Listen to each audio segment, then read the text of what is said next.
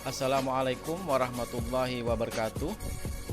Alhamdulillah, pada kesempatan kali ini kita kembali bisa melaksanakan kegiatan pembelajaran mata pelajaran PPKN kelas 11. Pada kesempatan kali ini kita sudah memasuki semester kedua. Oh ya, apa kabar semuanya? Mudah-mudahan dalam keadaan baik dan sehat walafiat.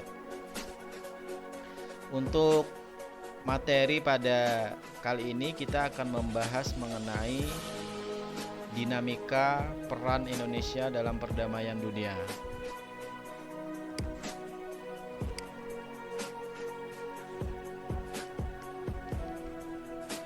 Adapun kompetensi dasar kita yaitu menganalisis dinamika peran Indonesia dalam perdamaian dunia sesuai Undang-Undang Dasar Negara Republik Indonesia tahun 1945.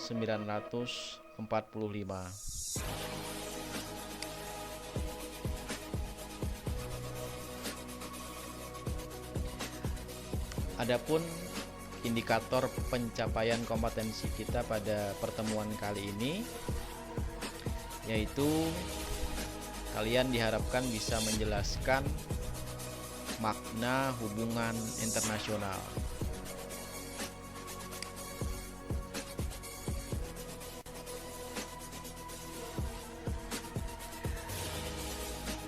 Apa sih makna hubungan internasional?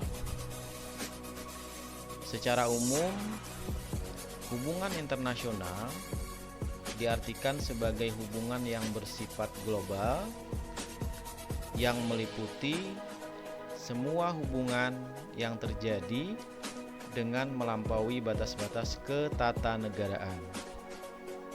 Jadi, hubungan internasional itu adalah hubungan yang sifatnya global atau menyeluruh, artinya dapat dilakukan oleh negara di belahan dunia manapun. Ya, yang melewati batas-batas negara.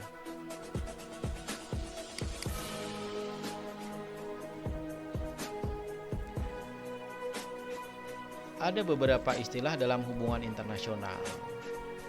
Walaupun ada beberapa pendapat yang menyamakan, tetapi secara makna memiliki perbedaan.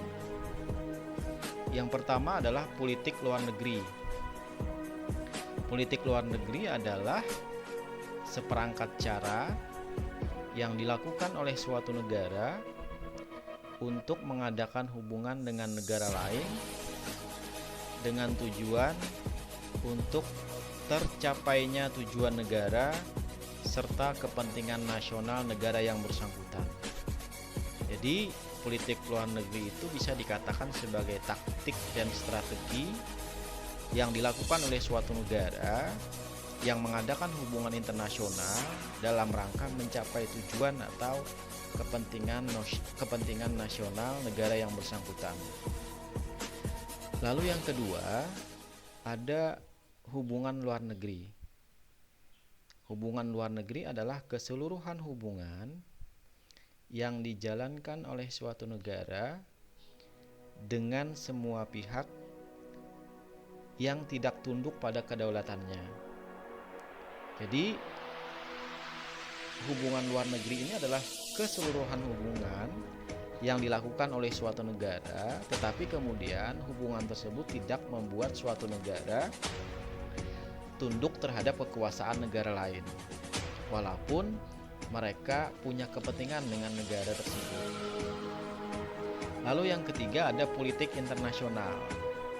Nah, politik internasional adalah politik antar negara yang mencakup kepentingan dan tindakan beberapa atau semua negara serta proses interaksi antar negara maupun antar negara dengan organisasi internasional. Nah, pada dasarnya hubungan internasional itu tidak hanya mencakup hubungan antar negara dengan negara, gitu ya. Nah, tetapi hubungan antar negara, hubungan negara dengan subjek hukum internasional lainnya pun bisa disebut sebagai hubungan internasional. Ya, misalnya hubungan antara individu dengan individu lain yang berbeda negara. Itu bisa disebut sebagai hubungan internasional, atau hubungan antara negara dengan organisasi internasional misalnya. Itu juga bisa disebut sebagai hubungan internasional.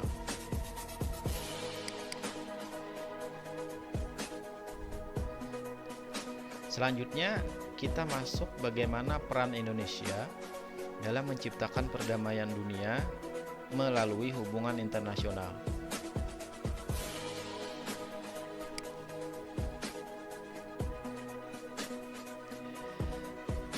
Apa pengertian hubungan internasional? Menurut Renstra, Rencana Strategis Politik Luar Negeri Indonesia, hubungan internasional adalah hubungan antar bangsa dalam segala aspeknya yang dilakukan oleh suatu negara untuk mencapai kepentingan nasional negara yang bersangkutan.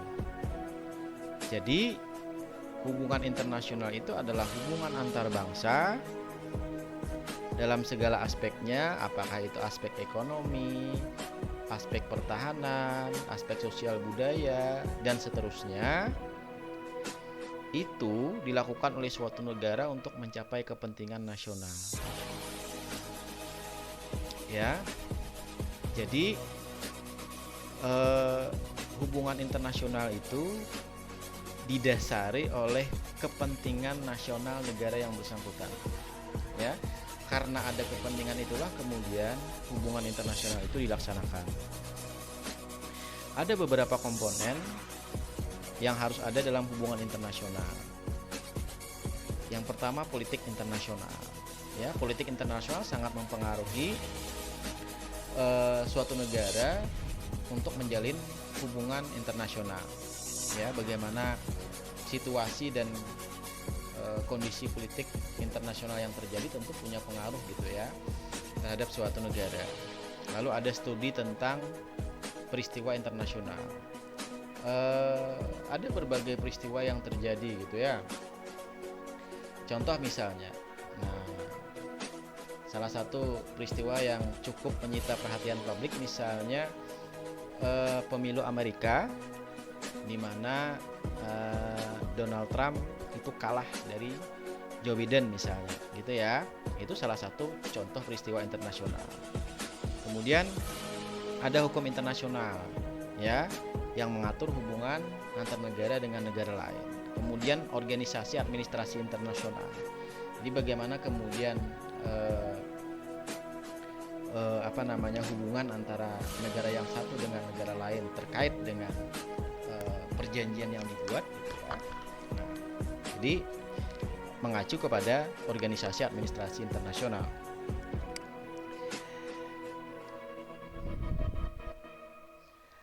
Ada beberapa pengertian internasional menurut para ahli. Nah, diantaranya yang pertama menurut Charles McClellan, hubungan internasional adalah studi tentang keadaan-keadaan relevan yang mengelilingi interaksi. Jadi hubungan internasional itu tentu harus ada relevansinya gitu ya terhadap situasi dan kondisi negara yang menjalin hubungan. Yang kedua adalah Warsitur Sunario. Hubungan internasional merupakan studi tentang interaksi antara jenis-jenis kesatuan-kesatuan sosial tertentu, dalam hal ini negara, bangsa, maupun organisasi negara sepanjang hubungan itu bersifat internasional. Jadi itu adalah hubungan internasional. Termasuk juga studi tentang keadaan relevan yang mengelilingi interaksi. Ya, interaksi itu kan hubungan gitu ya antara negara yang satu misalnya dengan negara yang lain. Ya, tentu ada relevansinya karena masing-masing tentu punya kepentingan gitu ya. Nah, kemudian yang ketiga menurut Tykvi Natieson, hubungan internasional merupakan bagian dari ilmu politik, dan karena itu komponen-komponen hubungan internasional meliputi politik internasional, organisasi dan administrasi internasional, dan hukum internasional.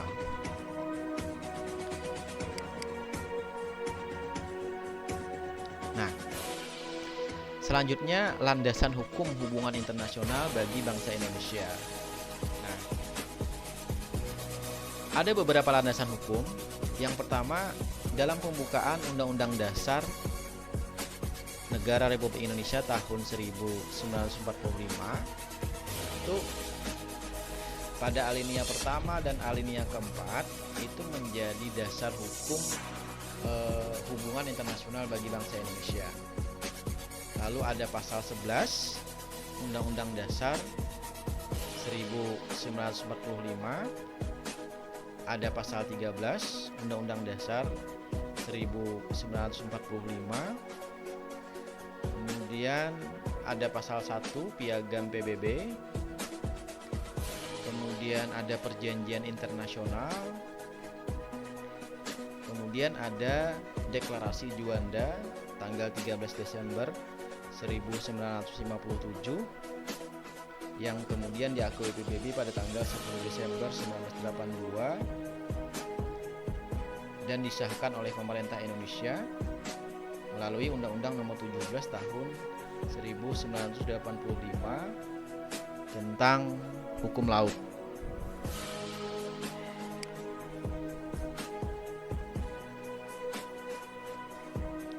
Nah, kemudian asas-asas hubungan internasional. Asas itu dasar ya. Jadi asas-asas hubungan internasional. Yang pertama adalah asas teritorial. Menurut asas ini, semua orang dan semua barang yang berada dalam wilayah suatu negara terikat dan tunduk pada hukum negara tersebut. Ya. Jadi berdasarkan asas ini, semua orang maupun semua barang yang berada dalam wilayah suatu negara itu terikat dan tunduk pada hukum negara tersebut, gitu ya. Nah, yang kedua ada asas kebangsaan. Menurut asas ini, semua warga negara dimanapun dia berada tetap terikat pada hukum negara asalnya, ya. Jadi orang-orang yang misalnya melakukan pelanggaran hukum di negara asalnya lalu melarikan diri ke negara lain itu tidak serta-merta kemudian hukumannya itu menjadi hilang, gitu ya. Jadi kemanapun seseorang melarikan diri kalau dia melakukan pelanggaran hukum di negara asalnya, maka itu ya dia tetap terikat oleh hukum negara asalnya. Nah, lalu ada asas kepentingan umum. Setiap negara berwenang melindungi dan mengatur kepentingan rakyatnya. Terkait dengan kepentingan umum, terkait dengan kepentingan rakyatnya, negara bisa melakukan berbagai upaya untuk misalnya menyelamatkan rakyatnya, untuk melindungi rakyatnya misalnya, ya. Lalu ada equality right, yaitu adanya kesetaraan. Artinya para pihak yang mengadakan perjanjian atau hubungan itu memiliki kedudukan yang sama, ya. Jadi tidak ada yang lebih tinggi kedudukannya. Lalu ada Pakta Sunt Serpanda. Artinya setiap perjanjian yang telah dibuat itu harus ditaati oleh pihak-pihak yang mengadakan. Jadi secara moral, kalau sudah menyepakati sebuah perjanjian maka harus mematuhi perjanjian yang sudah disepakati atau dibuat. Lalu ada resiprositas, yaitu tindakan suatu negara terhadap negara lain dapat dibalas setimpal, baik tindakan yang bersifat positif maupun negatif. Lalu ada koertisi, saling menghormati dan saling menjaga kehormatan negara, ya. Lalu ada rebus sic stantibus, yaitu asas yang dapat digunakan terhadap perubahan yang mendasar atau fundamental dalam keadaan yang berhubungan dengan perjanjian internasional. Jadi rebus sic stantibus ini yaitu asas yang kemudian bisa merubah perjanjian, ya, karena sesuatu dan lain hal, misalnya karena bencana alam umpamanya, gitu ya, sehingga kemudian harus dilakukan perubahan mendasar terhadap isi perjanjian umpamanya.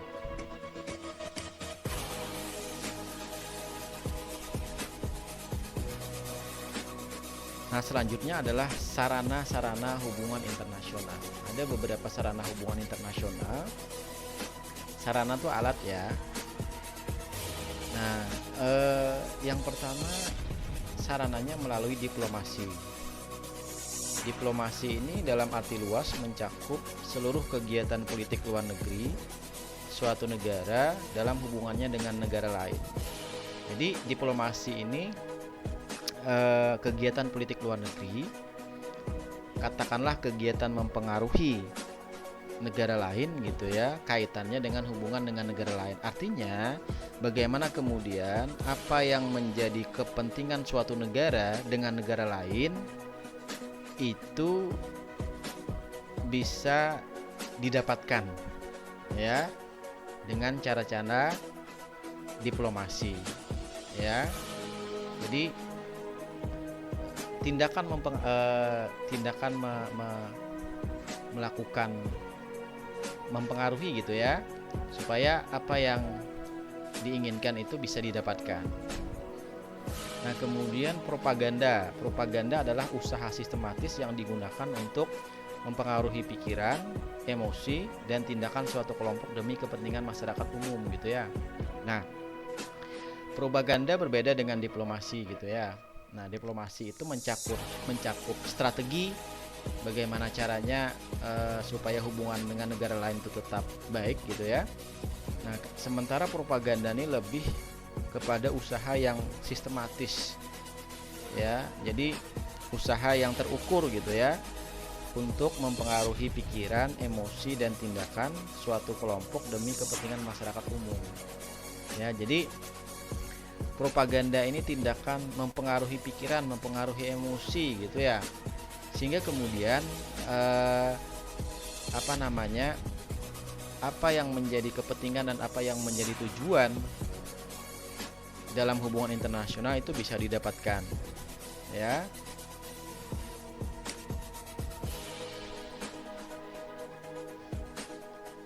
Nah, sarana yang ketiga adalah melalui ekonomi. Sarana ekonomi biasanya digunakan secara luas dalam hubungan internasional, baik dalam masa damai maupun dalam masa perang. Dalam masa damai, perdagangan dan bantuan internasional ini sangat penting gitu ya. Jadi kegiatan perdagangan dalam rangka memenuhi kebutuhan suatu negara ini tentu sesuatu yang sangat diperlukan gitu ya. Termasuk bantuan internasional misalnya pada saat diperlukan, katakanlah misalnya pada saat mengalami bencana alam dan seterusnya, tentu bantuan internasional juga sangat penting gitu ya. Dalam masa perang, berbagai tindakan perang ekonomi juga sering digunakan. Nah, pada masa perang atau pada masa konflik gitu ya, tentu setiap negara bisa membatasi gitu ya, bisa membatasi hubungan atau bahkan meniadakan hubungan ekonomi atau memutus hubungan ekonomi dengan negara lain, itu bisa dilakukan gitu ya.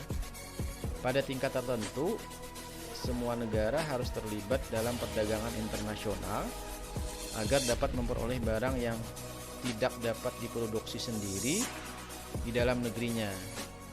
Nah, sebaliknya mereka juga menjual barang ke negara lain sehingga dapat membayar apa yang diimpornya dengan menggunakan keuntungan yang diperolehnya gitu ya. Nah, jadi sarana perdagangan melalui kegiatan ekonomi juga menjadi salah satu hal yang sangat penting gitu ya dalam hubungannya antara negara yang satu dengan negara yang lain. Lalu sarana yang keempat adalah kekuatan militer. Nah, kekuatan militer juga menjadi salah satu sarana hubungan internasional. Artinya hal yang dapat menjembatani hubungan antara negara yang satu dengan negara yang lain. Kekuatan militer yang memadai dapat menambah keyakinan dan stabilitas untuk berdiplomasi. Ya. Jadi Diplomasi tanpa dukungan kekuatan militer yang kuat dapat membuat suatu negara tidak memiliki rasa percaya diri. Berbeda kalau negara yang memiliki kekuatan militer yang baik gitu ya. Ini akan lebih percaya diri untuk melakukan diplomasi. Ya. Kenapa negara yang kekuatan militernya lemah itu tidak memiliki rasa percaya diri? Karena negara yang memiliki kekuatan militer yang lemah ini mereka tidak mampu menghindari tekanan-tekanan dan ancaman-ancaman yang dilancarkan oleh lawan yang dapat mengganggu kepentingan nasionalnya. Ya. Nah, itu kemudian kenapa kekuatan militer ini menjadi sarana yang sangat mempengaruhi hubungan suatu negara dengan negara lain. Ya.